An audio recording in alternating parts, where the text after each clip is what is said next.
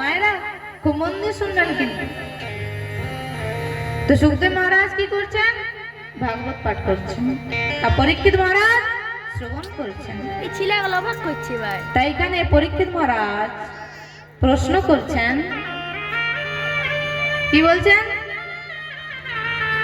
রহিন্নস্ততনয়া প্রত্ত রাম সংকর্ষণস্তয়া দেবৈক্তা গর্ভ সম্বন্ধ পুতো দেহাং তরঙ্গ বিনা।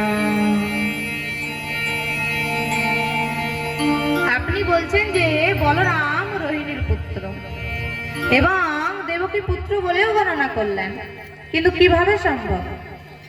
একই ব্যক্তির পক্ষে দুই মাতার পুত্র হওয়া কিভাবে সম্ভব? কৃপা করে আপনি আমাকে এটা বুঝিয়ে দিন।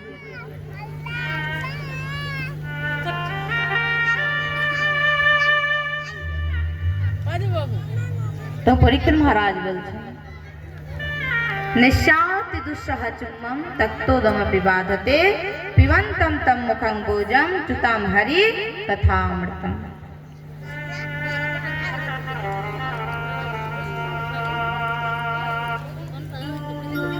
যেমন উদাহরণ, খুব মন দিয়ে শুনবেন কিন্তু। যেমন একজন ডাকাত, তাকে পুলিশ অফিসার বলছে তোমার কাল ফাঁসি হয়ে যায়, আর বলো তুমি কি কি খাবে। তো মহারাজ তাকে পনিরের সবজি দেয়া হয়েছে, পোলাও দেয়া হয়েছে, বেগুন ভাজা, পাপড় ভাজা, হাজার রকম সবজি বলছে তুমি খাও। তা আপনারাই বলুন ওর কিরকম জীবন কাটবে? সে খাবার খাবে না মরার চিন্তা করবে? কাল ফাঁসি হয়ে যাবে, জিভটা বেরিয়ে যাবে। তো মহারাজ বলো হরি হরি বল। তো কোনো মতে খেতে ইচ্ছা করবে না। তো তদ্রূপ আজ পরীক্ষিত মহারাজজি, ওনাকে মৃত্যুর মুখে 7 দিন ব্যাপী আয়ু, উনি খেতে যাবেন, তো সেই সময়টা ওনার পার হয়ে যাবে। না খিদা লাগছে না তৃষ্ণা লাগছে। উনি বলছেন 7 দিনের মধ্যে আমার মুক্তি প্রাপ্ত করতে হবে। মুক্তির একমাত্র লক্ষ্য না।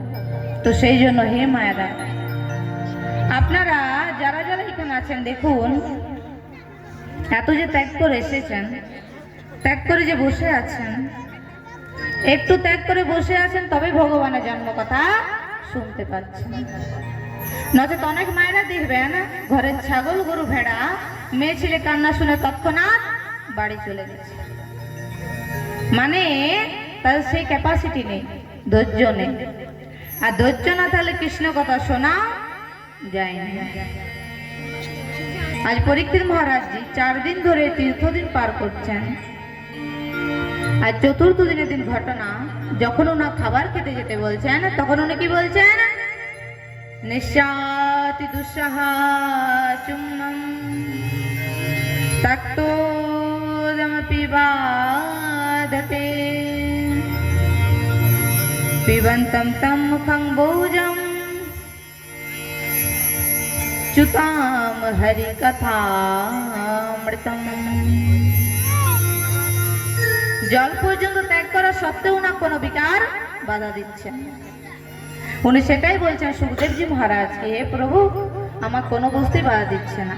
তো বললেন কেন?